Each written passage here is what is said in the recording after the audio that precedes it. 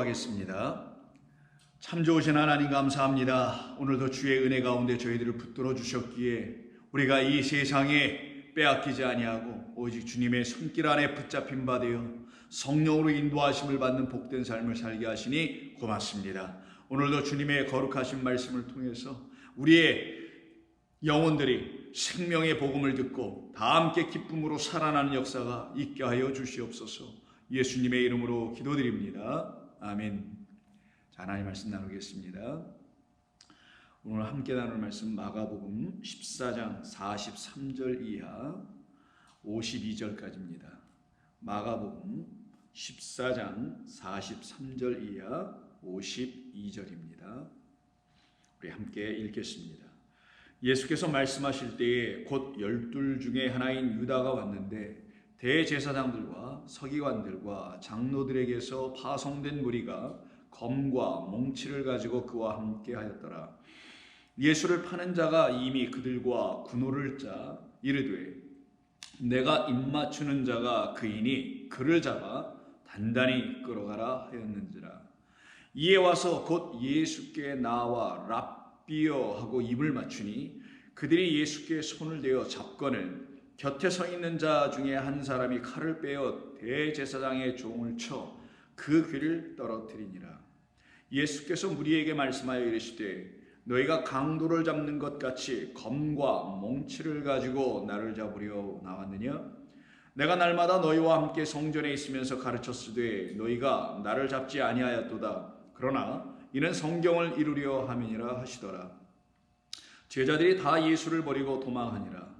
한 청년이 벗은 몸에 배 홈리브를 두르고 예수를 따라가다가 무리에게 잡힘에 배 홈리브를 버리고 벗은 몸으로 도망하니라. 아멘. 우리는 오늘 우리가 또 알고 있는 본문 이야기 중에 하나인 예수님의 제자 중 한 사람이었던 가룟 유다가 대제사장들과 서기관들과 장로들에 의해서 보내어진 어떤 군사와 같은 무리들과 더불어 예수님을 겟세마네 동산에 와서 잡으려고 하는 이야기죠.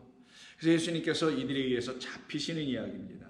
이 잡히시는 이야기 속에서 베드로는 자기의 칼을 뽑아 그들의 종 중에 한 사람의 귀를 잘라버리는 그런 일을 하게 되고요. 또 오늘 이 마가복음만 증거하고 있는 것 중에 하나가 51절과 52절인 한 청년이 벗은 몸에 배 홈리브를 두르고 예수를 따라가다가 갑자기 이 대제사장들이 보낸 사람이 들이닥치고 이 예수님과 제자들을 잡으려고 덮치니 이가 그냥 홈리브를 버리고 벗은 몸으로 도망하는 그런 이야기까지 기록되어 있습니다. 오늘은 우리가 특별히 이 본문 전체를 다 다룰 수는 없고요. 44절만 더 중적으로 한번 살펴보려고 합니다. 여러분의 성경 44절을 보시면 이렇게 기록이 되어 있습니다. 예수를 파는 자가 이미 그들과 군호를 짜 이르되 내가 입맞추는 자가 그이니 그를 잡아 단단히 끌어가라 하였는지라. 그를 잡아 단단히 끌어가라고 유다가 이야기하는 거죠. 가룟 유다가 지금 그 무리들에게 이렇게 서로 말을 맞추고 있는 것이었습니다. 그래서 내가 입맞추는 그가 바로 예수니 그를 잡아 끌고 가라고 하죠. 근데 이때 그냥 단순히 잡아 끌고 가는 정도가 아니라 아주 단단히 끌어가라는 거예요. 마치 누구처럼 아주 큰 강도처럼 아주 그 험악한 강도, 무슨 살인 강도 같은 사람이나 이렇게 결박을 하게 될 것인데 마치 그와 같은 사람으로 예수님을 이렇게 단단히 묶어 끌어가라고 얘기해 줍니다. 이때 그를 잡아 단단히 끌어가라는 것은 완전히 결박시키는 거거든요. 완전히 묶어버리는 거거든요. 그럼 왜 이와 같이 예수님을 이렇게 체포하거나 이렇게 붙잡아야만 했을까? 굳이 예수님이 무슨 그 위험인물도 아니고 예수님이 그렇다고 큰 무기를 들고 있는 분도 아니고 아니면 이들이 두려워할 만큼 어떤 위협을 가할 수 있는 그런 분이 아닌 거 유다가 다 알매도 불구하고 왜 이렇게 그 예수님을 꼭꼭 붙잡아 가라고 이렇게 표현한 이유가 무엇일까? 그 다음 장인 15장은 첫 번째 절서부터 예수님이 어떻게 붙잡혀가고 있는지를 다음과 같이 우리에게 알려줍니다. 15장 1절 새벽에 대제사장들이 즉시 장로들과 서기관들 곧 온 공회와 더불어 의논하고 예수를 결박하여 끌고 가서 빌라도에게 넘겨준다고 하는 말이 나옵니다. 즉 예수님이 겟세마네 동산에서 잡히실 때 꽁꽁 묶여오는 것과 그리고 빌라도에게 넘겨줄 때도 꽁꽁 묶여갑니다. 이때 사용된 말이 결박이라는 말을 쓰게 되고요. 오늘 그 14장 44절에서는 그를 잡아 크라테오라는 말을 쓰는데 꽉 잡는 거에 가서 그냥 꼼짝달싹 못하게 그냥 군병들이 가서 그냥 사지를 꼭 잡고 있는 것입니다. 그리고 단단히 묶어서 끌고 가는 거예요. 완전한 결박이죠. 완전히 손발을 다 묶어버리는 그런 차원의 결박을 하게 합니다. 왜 이렇게 하셨을까요? 왜 이렇게 당하셨을까요? 하나님은 왜 당신의 아들을 이런 지경으로 몰아가셨을까요? 그것은 성경이 말하고 있는 하나님의 그 참된 그 진리, 하나님이 우리를 사랑하시는 이야기를 다 응하려 하려 함이시죠. 그러면 우리 예수님이 이렇게 잡혀 결박당하신다는 것은 곧 저와 여러분들의 허물 때문에 그런 거잖아요. 이 세상의 죄악 때문에 그런 거지 않습니까? 우리의 죄와 허물은 우리를 지으신 아버지 하나님이 누구인지를 알아보지 못하고 그 아버지는 버리고 엉뚱한 우상을 나를 지은 아버지요 나를 지으신 하나님 그 신이라고 섬기고 있었던 그런 우리들 때문에 그 아버지 진짜 참 하나님 아버지로부터 도망가고 떠나버렸던 우리들을 그 아버지께로 다시 돌아오게 하는 그 길을 열어놓으시기 위해서 당신이라는 육체를 우리에게 내어주시는 이야기, 우리를 위해서 죽임당하시는 세상 죄를 지고 가는 한 어린 양에 대한 이야기이기 때문에 바로 그 어린 양은 결박당하지 아니하면 잡혀 죽임을 당할 수가 없거든요. 그래서 반드시 어린 양은 제물로 드려지기 전에 그 다리와 발, 네 다리가 다 묶여지게 됩니다. 단순히 목만 묶여서 끌려가는 것이 아니라 완전히 묶여지게 되죠. 결박당합니다. 꼼짝달싹 못하게 만들어 놉니다. 왜? 움직이면 죽일 수가 없으니까. 이리 뛰고 저리 뛰니까. 바로 그런 차원에서 예수님이 지금 결박당하고 있다는 거예요. 꼼짝달싹 못한 마치 그 어린 양처럼. 바로 그렇게 결박당하여 완전히 묶여서 죽임당하는 이야기가 창세기에 한 번 있죠. 바로 여러분 창세기 22장에 있는 누구의 이야기입니까? 아브라함의 아들 이삭이 하나님의 명령에 따라서 결박될 제물로 그 제단 위에 올려지게 되는 명령을 그 아버지 아브라함이 듣게 되어 그가 순종하고는 그렇게 행하는 이야기가 나오죠. 창세기 22장을 보시게 되면 나무를 준비하고 그리고 불과 칼을 들고 그 모리아산 제단으로 올라갑니다. 그 이야기가 22장 1절 이하 쭉 나오죠. 2절을 볼까요? 여호와께서 이르시되 내 아들 내 사랑하는 독자 이삭을 데리고 모리아 땅으로 가서 내가 내게 알려준 한 산 거기서 그를 번제로 드리라 라고 명하십니다. 이 사건이 왜 일어나게 된 건가요? 이 사건을 하나님께서 아브라함에게 행하게 하신 이유가 뭘까요? 여러분 아시다시피 아브라함이 난 이삭은 그 나이 100세에 난 아들입니다. 귀하고 귀할 수 있습니다. 그러니 그 귀하고 귀한 아들 나에게 내 명령 순종하고 나가 드리라고 나에게 달라는 대로 내가 순종하여 주면 내가 더 큰 것으로 줄 거야 라고 하는 그런 이야기를 우리에게 알려주시려고 그런 차원의 메시지를 주시려고 하시는 것인가요?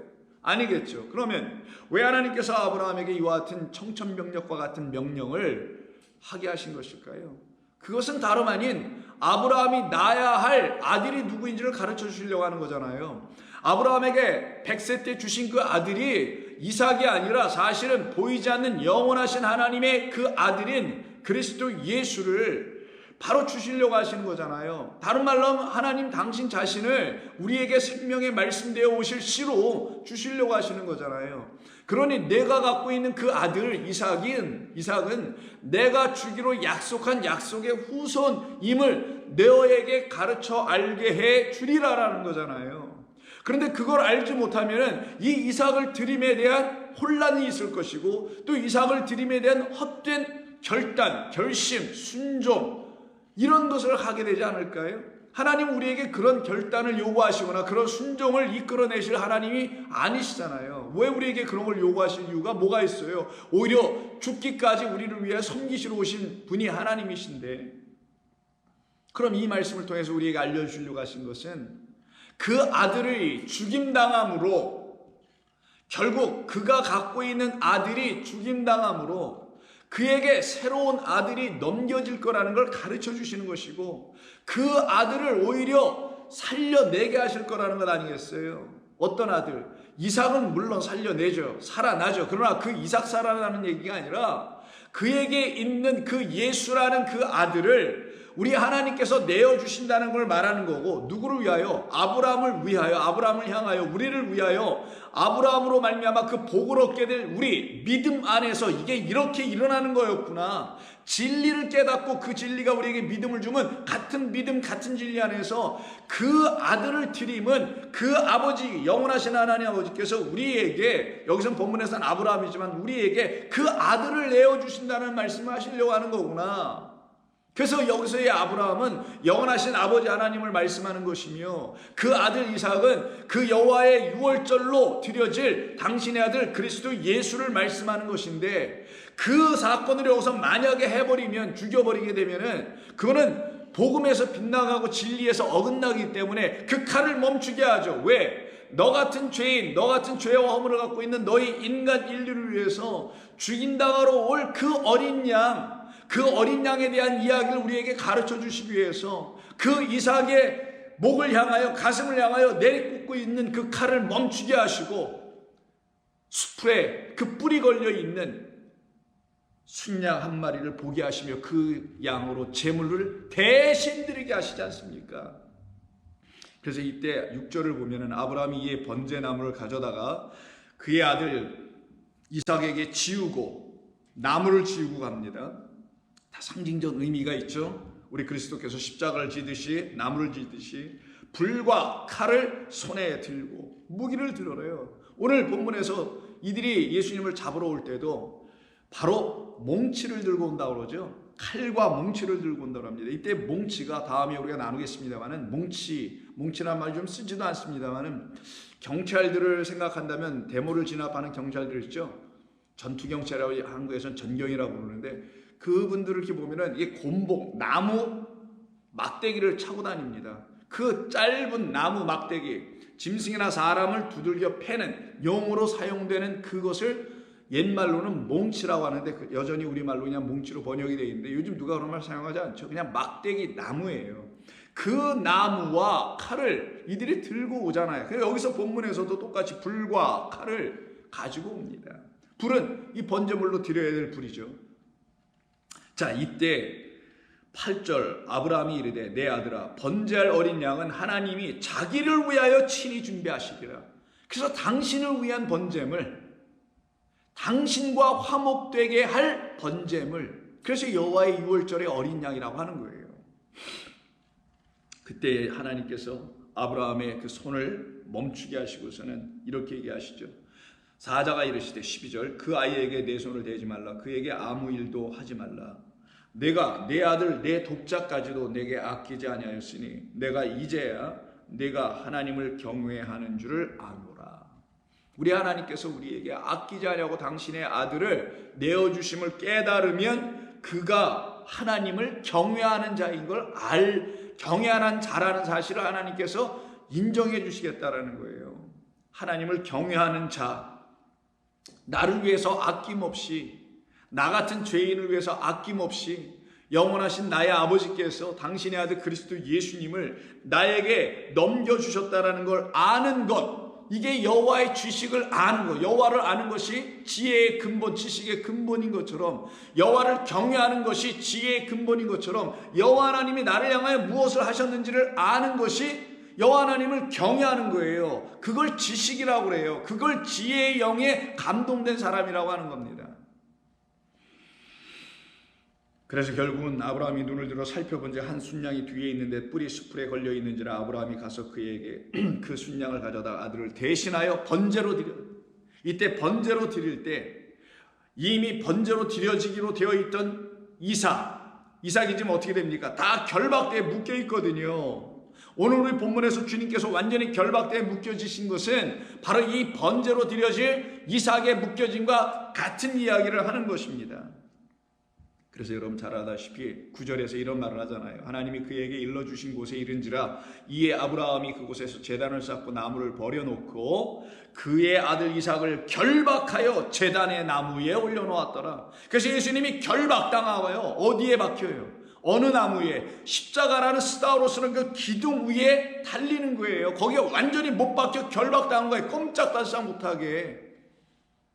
그게 우리 하나님께서 젬을 받으시는 이야기, 결박당한 어린 양의 이야기, 결박당한 이삭이라는 예수에 대한 이야기를 성경은 일관되고 꾸준하게 우리에게 계속 알려주며 여러분의 영혼의 문을 두들기고 있는 겁니다. 호소한 거예요. 좀 내가 아는 것이 무엇인지를 보라고 우리 하나님께서 우리를 향하여 끊임없이 강권하시는도다라는 말씀 그대로 강권하시는 겁니다. 그래서 예수님 십자가 그 나무에 매달리는 거예요. 꼼짝달싹 없이. 바로 이렇게 결박당하는 바로 그 이삭, 결박당하시는 우리 주 예수 그리스도로 말미암아 결박당하여 죽임당할 수밖에 없는 저와 여러분이라는 그 이삭들을 대신하여 우리 주님께서 저와 여러분에게 세상 죄를 지고 하는 그리스도라는 하나님의 어린 양을 대신 넘겨주어서 이제 우리는 이삭으로 사는 자들이 아니요 그리스도라는 씨를 넘겨받은 자들로 사는 것이니 이제 내가 사는 것은 내가 사는 것이 아니요 내 안에 그리스도가 사시는 것이라 라는 완전한 감사의 고백이 여러분의 입술과 영혼에서 터져 나올 수밖에 없게 되는 겁니다.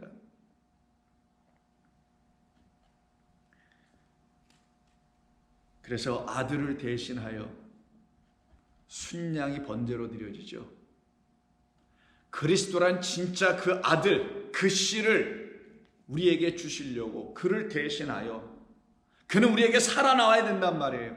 예수님은 결박당하여 죽임당하시는 어린 양이 되시는 거예요. 그래서 예수님의 십자가에서의 죽으심, 결박당하셔서 끌려가시는 모든 이야기는 저와 여러분 안에서는 그리스도라는 진짜 하나님의 아들, 하나님으로 우리에게 들어오시기 위한 하나님의 우리를 향하신 이루다 말할 수 없는 하나님의 비밀, 신비한 일이며 놀라운 지혜며 우리를 향한 사랑의 이야기가 아닐 수 없습니다. 그래서 그 어린 양의 죽음으로 우리의 결박이 풀어지고 우리의 죽음이 그의 죽음으로 대신 맡겨지는 역사가 나타나는 거예요. 그때 우리를 누구라고 하냐? 그 어린 양도 모르고 그 아버지 하나님도 모르는 그냥 짐승과 같은 육과 혼만 갖고 있는 존재들이다라고 하는 거예요. 그래서 그 짐승을 대표하는 것이 무엇이냐? 성경에서는 항상 낙이나 낙타 같은 걸 사용하는 겁니다. 우리 인간을 놓고 이야기할 때는. 그래서 낙타가 바늘길을 들어가는 것과 나귀가 헛된 짐을 지고 묶여있는 상태, 이 상태로 성경은 우리에게 끊임없이 말씀하는 거예요. 그런 나귀와 같이 헛된 수고 맨날 짐이나 지고 헛된 수고를 하고 있는 그런 나귀들을 대신하여 죽임당하신 분이 누구냐? 바로 어린 양, 그 번제물로 드려져야만 하는 그 나귀들이 살아날 수 있게 하시는 그 어린 양, 그의 죽음으로 말미암아 나귀들이 풀려지는 겁니다. 그걸 갖다가 뭐라고 표현하냐? 출애굽이라고 하는 거예요. 출애굽은 애굽이라는 세상의 가르침에 세상화되어 있는 성전, 교회, 종교에 묶여 있었던 그 나귀들을 대신하여 그 결박을 풀어내기 위하여 그들의 묶임을 대신하여 어린 양이 묶여지는 교환, 이걸 속량이라고 해요. 이걸 대속이라고 해요. 가서 돈을 지불하고 은 30을 지불하고 은 300을 지불하고 다시 바꿔치기 하는 것, 이 놀라운 신비와 은혜로 여러분의 영혼이 감동받으려면, 그래서 여러분의 영혼이 살아나려면 여러분은 죄와 허물이 뭔지를 철저히 알아야 되는 거예요. 이 세상에서 말하는 죄와 허물 가지고는, 그런 이해와 그런 차원의 죄와 허물들을 가지고서는 하나님의 근처도 갈 수 없고 하나님의 은혜가 뭔지를 절대로 알 수가 없습니다. 세상이 말하는 죄와 허물은 우리에게도 있습니다. 그러나 여러분, 성도에게 하나 더 있는 죄와 허물이 있어요. 그건 바로 하나님 아버지가 누구이신지, 나를 향하여 무엇을 하셨는지, 왜 이 하늘과 땅을 지으셨는지, 그리고 이걸 왜 우리에게 주셨는지, 이것 자체를 아예 모르는 것. 그래서 그 하나님이 우리에게 완전히 무시되어 버리고 우리에게 완전히 천대당하시는, 그래서 우리가 그를 무시하고 천대했다라는 사실이 바로 죄와 허물입니다. 그 차원에 있는 저와 여러분들을 대신하여 그 어린 양이 이 애굽이라는 세상에 와서 죽임 당하신 거예요. 그래서 우리 주를 죽인 그 애굽이라고 표현하잖아요. 계시록에서도 애굽에서 죽임 당했다고. 그곳에서 죽임 당하시고 거기에 묶여있는 우리, 종로로 타고 있는 우리, 벽돌이나 굽고 있었던 우리를 풀어 해방하여 내놓는 것, 그때 우리를 누구라고 하냐? 짐승이니까 짐승 중에 수고하는 짐승인 나귀를 쓰는 거예요. 그래서 출애굽에 여러분 잘 아시는 첫 번째 유월절 이야기, 어린 양의 죽음에 대한 이야기를 하시는 말씀 속에서 우리 주님께서 이런 얘기를 13장에서 하시는 거예요. 출애굽기 13장 11절. 여호와께서 너와 네 조상에게 맹세하신 대로 너를 가나안 사람의 땅에 인도하시고 그 땅을 네게 주시거든 너는 태에서 처음 난 모든 것과 네게 있는 가축의 태에서 처음 난 것을 다 구별하여 여호와께 돌리라. 이 돌리라가 아바르거든요. 아바르는 넘겨주는 거예요. 여기서 히브리인이라는 말이 나왔다 그랬죠. 넘어가다, 넘겨주는 거예요. 우리에게 뭘 넘겨주실 거라는 거예요.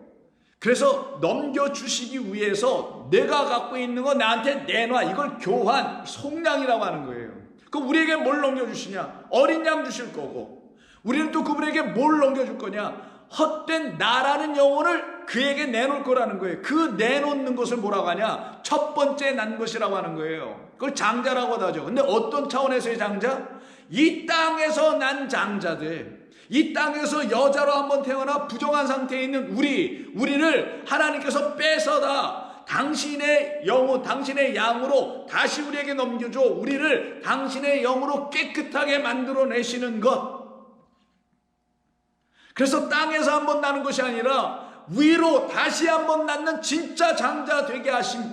그래서 장자만 내 것이다. 첫째 것만 내 것이다. 그래서 야곱을 통하여 장자권의 중요성을 가르치신 거예요. 장자의 명분이라는 걸 갖게 하시려고 한 거예요.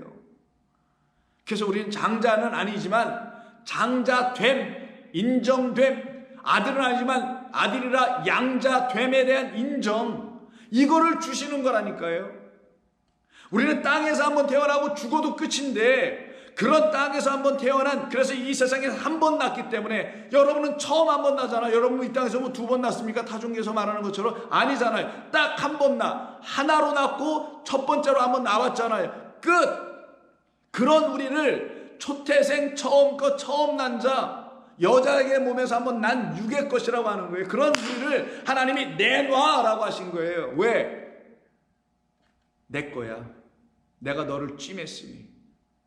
이 세상에 한번 태어난 모든 것들은 나의 형상으로 나온 것인데 너희가 그것이 무엇인지 아직 모르니 내게 주어 내가 다시 하늘의 장자로 바꿔주리라.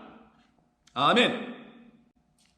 그렇게 해서 우리를 다시 하나님의 생명 가진 자들로 바꾸어가는 역사입니다. 여러분이 이런 사실을, 이런 진리를 알게 되면 여러분의 머리가 쭈삣쭈삣할 겁니다.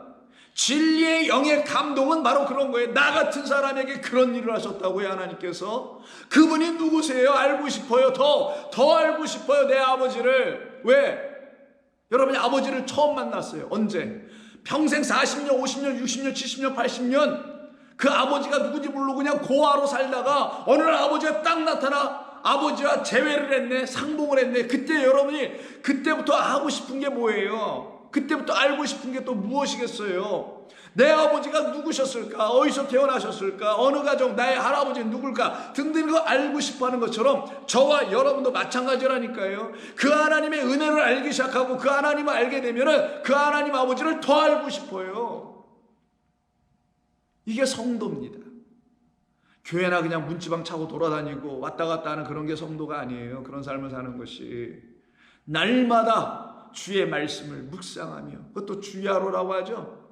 묵상하며 주님을 알기를 원하는 것, 더 알기를 원하는 것, 지식 쌓기 훈련하는 게 아니라 내 사랑의 아버지가 나를 이렇게 사랑하셨는데 난 그분 알고 싶어요. 난 당신 알고 싶어요. 내 아버지 알고 싶어요. 알려주세요. 라고 구하는 모든 자들은 아버지를 구하는 자들에게 아버지를 주시게 돼 있다니까요. 그래서 처음 난 것은 내게 다 돌리라.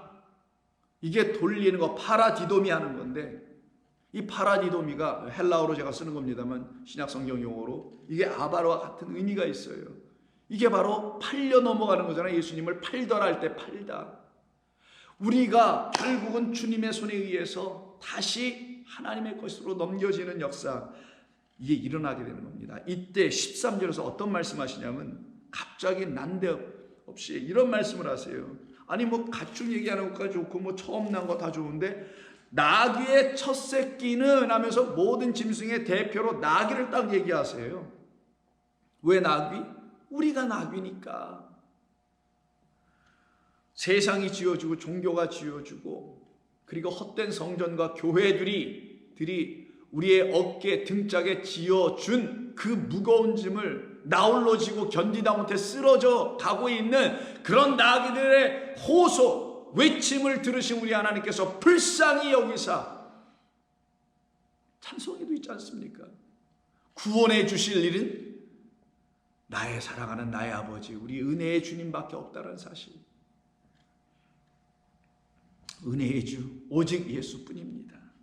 그래서 나귀의 첫 새끼는 다 어린 양으로 대속할 것이다. period.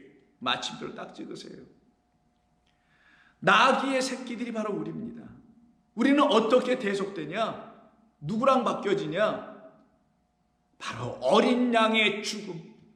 결박되어 있는 콧뼈에 있고 등짝에 다 줄 멍에 다 져 있는 우리의 그 결박을 다 풀어버리고 바벨론에 의해서 그 멍에 결박이 묶여져 있는데 그걸 다 예레미야서 보면 끊어 결박하시겠다고 하죠.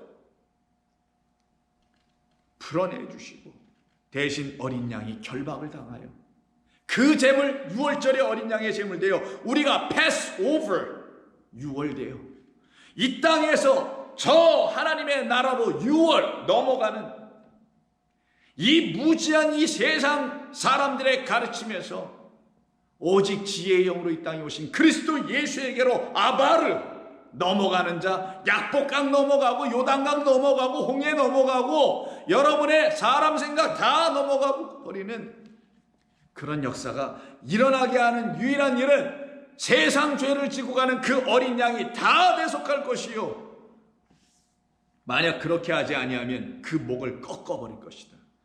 죽는다라는 거에 사망이라는 거에 나귀 새끼의 사망. 네 아들 중 처음 난 모든 자는 대속할지니라면서 나귀와 아들을 같은 본문 안에 묶어 설명하잖아요. 지금 우리 아들, 우리라는 아들들, 우리라는 인간을 나귀로 설명하신 거잖아요. 그렇게 우리 주님이 이 땅에 오셔서 우리의 그 결박을 풀어 끊어버리시려고 당신이 지금 꽁꽁 묶여 결박당하여 그 제물이 되어 번제단에 올려지는 어린 양이라는 사실을 알려주려고 겟세마네 동산에서 잡히실 때 이와 같이 잡히시는 모습으로 우리에게 증거해 주는 겁니다. 그러니 우리 주님께서 이 땅에 오셔서 예루살렘 성전에 들어가셔서 가시기 전에 첫 번째로 하신 일이 뭐예요? 내가 예루살렘 성전 안에 묶여있는 내 백성들을 내가 풀으러 해방시키러 결박을 끊어버리러 온 대속하러 온 하나님의 대속 제물이라는 걸 알려주려고 야 저기 묶여있는 저 나귀 새끼를 풀어오라고 예수님의 제자 둘을 마가복음 11장에서 보낸 사건 여러분 다 들으셔서 알지 않습니까? 왜? 그 나귀가 묶여있거든요. 결박되어 있거든요. 그래서 11장 마가복음 11장 2절을 보시게 되면 이렇게 말하죠. 이르시되 두 제자에게 너희는 맞은편 마을로 가라. 그게 예루살렘이에요. 그리로 들어가면 아직 아무도 타보지 않은 나귀 새끼가 매여 있는 것을 보리니 풀어 끌고 오라. 매여 있다. 대오하다. 풀어오라. 루하게 하시겠다는 거예요. 그게 예수님을 결박한 대제사장들이 결박했다는 같은 단어 대오를 쓰는 겁니다. 묶인 거죠. 결박당합니다. 그러나 이 나귀들은 재물이 아니기 때문에 재물로 드려지기 위한 그런 결박이 아니라 헛된 수고를 위하여 종로로 타는 사슬에 걸려있는 자들이라는 것을 말해주는 겁니다. 이들을 풀어와라. 그리고 어떻게 하세요? 이 나귀를 자유롭게 할 나로 말미암아 이는 이제 헛된 수고의 짐을 지는 게 아니라 세상 죄를 지고 가는 어린 양을 등에 업은 자유케 하시는, 풀어내시는, 해방케 하시는 그리스도와 함께 아버지의 그 나라 새하늘과 새 땅이라는 하늘 성소로 들어갈 자들로 다시 대속하시겠다. 그걸 보여주려고 나귀 타고 들어가십니다. 그럼 결국은 우리 주님이 이 땅에 오신 것은 이 세상 나라, 하나님이 주신 이 첫째 하늘과 땅을 통하여 하나님이란 영원한 처소를 바라보지 못하고 이 세상에 헛된 것을 지어놓고 그곳에서 사람들을 다 사탄에 매이게 하고 귀신의 영에 붙잡히게 하여 더러운 말들, 비진리라고도 합니다. 깨끗하지 않은 말, 곧 진리가 아닌 말, 곧 그리스도 예수로 말미암아 듣지 못한 사람에 의해서 들려진 모든 가르침들 속에 갇혀 있고 묶여 있는 나의 사랑하는 백성들을, 당신의 사랑하는 백성들을 찾으러, 구하러, 풀으러 오신 분이 우리 주님이세요. 그때 그 백성들 중에는 반드시 이런 백성들이 있습니다. 나를 당신이 아니면 참 자유케 하실 분은 없습니다. 아무리 들어봐도 이 세상 사람들이 가르쳐주는 이 말씀에는 진리가 없습니다. 나의 영혼을 더욱더 꽁꽁 묶으려고 하고 나를 종로로 타게 만들며 나를 그들의 가르침의 그 계율 밑에 끌어 복종케 하게 하는 그런 말 외에는 나에게 주는 말이 없습니다. 그래서 내가 스스로 끊어보기도 하고 하는데 또 붙잡아 놓고 또 묶어 놓습니다. 오직 나를 자유케 하실 참된 말씀으로 가르쳐 주실 선생은 유일하게 당신 하나밖에 없습니다라고 하나님이 보내실 메시아 그리스도를 기다리고 있는 한 영혼이 지금 갇혀서 묶여있는 이야기가 마가복음 5장에 나옵니다. 5장 1절 예수께서 바다 건너편 거라사인의 지방에 이르러 배에서 나오시매 곧 더러운 귀신 들린 사람이 무덤 사이에서 나와 예수를 만나더라. 이 사람이 누구겠어요? 더러운 귀신에 의하여 묶인 자죠. 더러운 귀신에게 결박당한 거죠. 이때 귀신이 아니라 영인데 더러운 아가달토스 푸뉴마니까 더러운 영에 의해서, 영은 말이니까 더러운 말을 갖고 있는 존재들의 사람들에 의해서 꽁꽁 결박당했다라는 영적인 묶임의 상태에 대한 설명을 하고 있는 거예요. 결박당한 한 영혼입니다. 이가 예수를 만납니다. 근데 어디서요? 이 사람이 사는 데가 무덤 사이가 아니라 무덤 안에서 살아요. 사이가 아니라 했죠, 그거. 무덤 안에. 어떤 무덤은 건물입니다. 사람들이 지은 거에 굴을 뚫었던 땅을 팠든지 사람의 손으로 만든 빛이 들어가지 못하는 곳을 무덤이라고 해요. 빛이 없으면 거기 뭐가만 있어요? 어둠. 어둠만 있으면 생명이 없는 것이죠. 그래서 요한복음 1장에서 뭐라고 합니까? 이 무덤을 놓고 이렇게 표현한 거예요. 요한복음 1장 여러분 잘 아시는. 한번 보세요. 요한복음 1장 4절 그 안에 생명이 있었으니 예수 그리스도라는 그 말씀하는 생명이 있어요. 이 생명은 사람들을 향한 빛이었다. 그런데 빛이 어둠 이 무덤이라는 어둠 안에 빛이 돼 어둠이 깨닫지 못하더라. 바로 그런 무덤입니다. 이 무덤이. 빛은 항상 하나님의 말씀에서만 나오는 거예요. 그런 하나님의 말씀을 관장하고 다루는 곳은 교회입니다. 옛말로 하면 성전입니다. 아니면 회당 같은 곳입니다. 그런데 그곳이 지금 뭐가 되어 있다고요? 무덤이 되어 있다는 건 생명 주지 못함이라는 곳이며 빛이 없는 곳이라는 것이니 그 무덤은 뭐냐? 알고 보니 다른 곳이 아니라 하나님의 말씀을 생명의 말씀으로 갖고 있지 못한 성전, 회당, 교회를 말하는 것이에요. 거기에서 지금 살고 있는 자, 그 사람은 무덤 안에서 거처하는데 이제는 아무도 그를 쇠사슬로 맬 수가 없게 되었다라고 말하는 거 보니까 계속 묶었는데 풀어내고 있더라는 거예요. 이가 결박을 당하네요. 맬 수 없다에게 매다라는 것이 바로 결박하다는 대우예요. 이는 여러분 고랑과 쇠사슬에 매여 있어도 쇠사슬을 끊고 고랑을 깨뜨렸습니다. 그리하여 아무도 그를 제어할 힘이 없더라. 밤낮 무덤 사이에서 무덤 안에서나 산 안에서나 늘 소리를 지르며 돌로 자기의 몸을 해치고 있는 자를 봐요. 이게 헛된 그 말씀이 아닌 문자라는 그 돌판 위에 새겨져 있는 율법 행위를 가르치는 그런 돌이 그를 해하게 하더라는 모습을 지금 보여주고 있는 겁니다. 그때 그가 멀리서 예수님이 오시는 걸 보고 달려옵니다. 그리고 절하네요. 큰 소리로 부르짖어 이르되 지극히 높으신 하나님의 아들 예수여, 나와 당신이 무슨 상관이 있었나이까? 라고 하는 그 안에 있는 더러운 영이 그 참되신 하나님의 영, 그리스도라는 그 영, 참되신 진리의 말씀으로 오신 그분과 관계하게 하지 않으려고 이 더러운 귀신이 이런 말을 한단 말이에요. 그때 예수님께서 더러운 귀신아 그 사람에게서 나오라 라고 하시고 그를 쫓아내버리죠. 그러면서 자기를 그 지방에서 내보내지 말아달라고 간구하네요. 난 여기 계속 있길 원해요. 이 성전에 계속 있어서 나는 이 성전에 있는 자들을 계속 해야 할 거예요 라고 하니 그때 예수님께서 마침 그때 돼지의 큰 떼가 산 곁에 있는지라 이에 간구하여 이르되 우리를 돼지에게로 보내어 들어가게 하소서 하니 허락하신데 더러운 귀신들이 나와서 돼지에게로 들어가매 거의 2,000마리 되는 떼가 바다를 향하여 피탈길로 내려가 바다에서 몰사하더라. 아니 이런 말이 왜 나오는 거예요? 아니 이거 뭐 귀신이야 떠나도 되거나 하는데 왜 굳이 우리를 돼지에게로 보내달라고 이 귀신들이 예수님에게 강청하는 이유가 뭐냐고요. 왜 돼지냐고요. 돼지는 부정한 짐승입니다. 구분 갈라져 있는데 여러분 족발 보셔서 아시죠. 구분 갈라져 있지만 되새김질하지는 못해요. 자기들 스스로는 갈라져 있는데 선택받았는데 성민 거룩한 백성이라고 하는 이렇게 구별 이방인과는 같지 않은데 우리는 예배도 있고 영광도 있고 하나님의 이름도 있다 이렇게 구별되어 있는데 그럼 이 돼지는 누구를 가리키는 거냐고요. 그렇죠.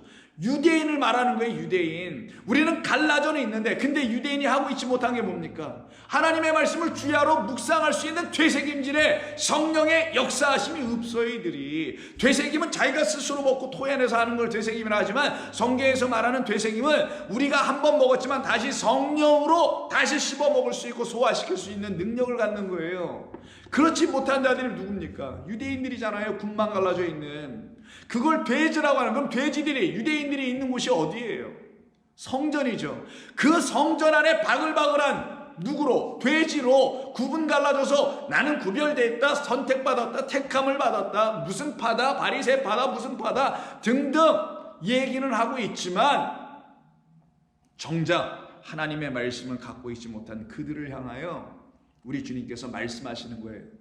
너 더러운 귀신아, 너는 바로 이 돼지 안에 있는 자야 라고 말씀하시는 것이요. 그럼 더러운 영, 더러운 귀신, 이 부정한 자들을 말하는 것인데 이들이 어디 안에 있는 것이냐? 돼지 안에 있다고 말하는 거예요. 왜? 돼지 안으로 들어가니까. 결국 돼지는 부정한 짐승이네요. 결국은 더러운 말을 갖고 있는 자들이라는 사실을 알려주는 거예요. 누가? 유대인들이 깨끗하지 않은 성령 거룩한 말씀이 아닌 것을 여전히 갖고 있다는 거죠. 그래서 그들을 어디로 몰아가게 하시냐? 바다로 들어가게 합니다. 이 바다가 바로 무저갱입니다. 이 바다가 세상이라는 바다잖아요. 그것이 바로 그들이 거하고 있었던 눈에 보이는 율법으로 돌로 지어놓은 성전을 말하는 거예요. 바로 그 무덤에 갇혀있는 자를 이렇게 풀어 내려오신 분을 대속하시는 하나님의 어린 양 우리 주 예수 그리스도다 라고 하는 겁니다. 그럼 그분을 만나면 어떤 일이 벌어지겠어요? 그 무덤에서 나오는 거죠. 여러분 무덤에서 나온다는 말이 뭡니까? 죽어있는 자가 살아난다는 거죠. 그게 우리 예수님께서 무덤에서 부활해버리시는 건 아니냐고요. 그럼 무덤에서 나오는 것, 더 이상 무덤이 그에게 있지 아니한 것, 그래서 이 사람이 고침받고 어디로 가요? 진짜 집으로 가잖아요. 아버지의 영원한 그 생명 있는 처소로 들어가지 않습니까? 바로 그래서 무덤이라는 건 사망, 생명 없는 그곳에서 나와서 부활하여서 살아나는 걸 말하는 거예요. 그럼 살아난 자들은 어떻게 되냐? 완전히 풀려지다라는 거예요. 무덤에 들어갈 때는 어떻게 해요? 꽁꽁 묶여 들어가죠. 여러분 시신을 쌀 때 어떻게 합니까? 꽁꽁 묶잖아요, 사람을. 우리 한국식으로는 예전부터 7마디로 묶죠. 참 특이해요. 7마디로 묶는 것도. 그리고 여러분 거기 관짝도 딱 7개로 놓습니다. 그 7 상판을 놔요. 이렇게 그 소나무판을. 칠성판이라고 그러잖아요. 그래서. 근데 우리가 7 하나님의 말씀으로 묶여 있어야 하고 그 7 말씀으로 묶여 있는 그 우리를, 그래서 송장되어 죽어 있는 우리를 대속하시는 어린 양의 죽음, 진짜 7이 우리 안으로 들어오면 우리의 그 7인들이 하나하나씩 다 떼어져서 칠성판 끝나고 완전히 부활하여 살아나야 되는 거란 말이에요. 그래서 여러분 잘 아시는 나사로, 죽은 나사로 살려내실 때 이야기 한번 볼까요? 그가 지금 어디에 갇혀 있습니까? 돌로 만든 무덤에 갇혀 있고요. 그 무덤을 또 돌로 막아버렸어요. 그게 요한복음 11장 38절입니다. 이에 예수께서 다시 속으로 비통히 여기시며 무덤에 가시니 무덤이 굴이라 동굴이에요. 바위굴입니다. 돌로 막았거늘. 예수님의 무덤도 돌로 막죠. 그들이 율법으로 예수님을 죽이고 율법이라는 돌로 봉해버린 거예요. 그들이 갖고 지키려고 했던 그 문자라는 율법, 그래서 율법 주희화되어 있는 그들의 종교와 의식과 신앙이 예수 그리스도를 못 나오게 꽉 붙잡으려고 했던 겁니다. 그래서 돌로 무덤을 만들고 돌문으로 꽉 막아놓은 거예요. 사람의 힘으로는 그 돌문을 움직일 수 없다라는 그런 돌문으로. 그러면 이 돌문이 움직이려면 딱 하나밖에 없네요. 사람으로서는 할 수 없으나 하나님으로서 하실 수 있다라는 하나님의 영으로 돌이라는, 돌은 항상 구약에서 신약에서도 하나님의 십계명이 써있는 그 돌을 말하는 거예요. 율법을 상징하는 거예요. 그걸 돌성전, 돌 위에 돌 하나 남겨놓지 무너질 그 성전이라고 또 말하는 거고, 그 돌로 막혀있는 것을 예수 그리스도께서 오셔서 어떻게 합니까? 저 돌 치워라. 그분이 누구예요 도대체? 사람으로 할 수 없고 하나님으로서만 할 수 있는 산돌 대신 생명을 주시는 돌, 이 생명 주지 못하는 그런 율법이라는 돌이 아니라 생명의 돌, 살아있는 돌 대신 그리스도 예수로 말미암아 그 돌은 비껴져야죠. 저쪽으로 가야죠. 그리고 진짜 돌 뭐예요? 복음이라는 산돌 그리스도 예수로 인하여 그 무덤의 문은 열려서 그 무덤 안에 꽁꽁 묶여있는 대오, 결박된 상태, 누구에 의해서? 그 무덤의 주인들에 의해서 결박된 이 세상의 가르침이나 종교들에 의해서 묶여있는 저와 여러분들의 영혼을 우리 예수님이 부르시는 겁니다. 나와라! 내 사랑하는 자들아, 내 음성을 듣고 나와라. 내가 너희들을 얼마나 사랑하는지 아느냐? 내 말을 듣고 나오라. 39절 예수께서 무덤이 굴이라 돌로 막았거늘 예수께서 이르시되 돌을 옮겨 놓으라 하시니 그 죽은 자의 누이 마르다가 이르되 주여 죽은 지가 벌써 나흘이나 되었음에 벌써 냄새가 나나이다. 예수께서 이르시되 내 말이 내가 믿으면 하나님의 영광을 보리라. 그 말은 이 마르다 안에는 당신의 말이 없어서 그러는 거예요. 내 말이 너희 안에 거하면 있으면 너희는 내 제자가 되리라. 그 말이 그들을 자유케 풀어내는 거거든요. 근데 이 마르다 안에는 그 말이 없어요. 죽은 나사로 안에도 그 말을 주지 않아요. 그러나 그 말을 갖고 죽은 자예요. 이 나사로는. 어떤 말? 예수님의 친구라고 했잖아요. 그를 위해서 죽으실 예수님의 친구 나사로 살리러 가는 얘기 아닙니까? 나를 믿고 내 말 안에서 죽은 자들은 어떻게 된다? 다 살아난다라는 걸 알려주려고. 이 세상 거짓된 자들에 의해서 죽으면 영원히 죽고 끝나지만 내 말 안에서 죽은 자들은 결단코 죽지 아니하고 무릇 살아서 믿는 자는 영원히 살리라. 영원히 죽지 아니하리라. 돌을 옮겨 놓으라 하시니 그 죽은 누이가 그렇게 말을 하죠. 그러나 내 말을 믿으면, 내 말이 너희 안에 있으면 너는 하나님의 영광 볼 거야. 돌을 옮겨 놓으니 예수께서 눈을 들어 물어보시고 이르시되 아버지여 내 말을 들으신 것을 감사하나이다. 무슨 말을 들으셨다는 거예요? 제가 어린 양이잖아요. 제가 저 나사로를 대신하여 죽임당할 저 나귀 새끼 이 장자들을 위하여 죽임당하러 온 어린 양이잖아요. 저를 못 박으시고 나를 결박하셔서 나를 어린 양 제물로 당신이 취하셔서 저와 같이 죽어가는 영혼들, 생명 없는 빛에 있는 자들을 살려내시려고 하시는 그 일 아니십니까? 그러니 아버지여 내 말을 들으신 줄로 감사합니다라는 거예요. 이게 항상 내 말을 들으시는 줄 내가 알았나이다. 그러나 이 말씀 하옵는 것은 둘러선 무리를 위함이니 곧 아버지께서 나를 보내신 것을, 어린 양으로 세상 죄를 지고 가는 그런 나로 보내신 것을 그들로 믿게 하려 함이니이다. 아브라함이 결국은 믿게 됐던 것처럼 우리도 믿게 되면 살아납니다. 죽은 자가 수족을, 그때 예수님께서 큰 소리로 나사로야 나오라 부르시니 죽은 자 나사로가 수족을 배로 동인 채 그 동인체로 나오는데, 오늘 본문에서는 배를 혼이불로 두르고 예수님을 쫓아온 자 있었죠. 이게 죽은 자입니다. 근데 결국 예수님이 결박당하시니까 그를 결박하고 있었던 배가 어떻게 돼요? 풀려져고 그가 맨몸으로 도망가는 일이 벌어지죠. 자유케 될 거라는 걸 설명해 주는 거고, 자유한 영혼에 대한 이야기를 하는 거란 말이에요.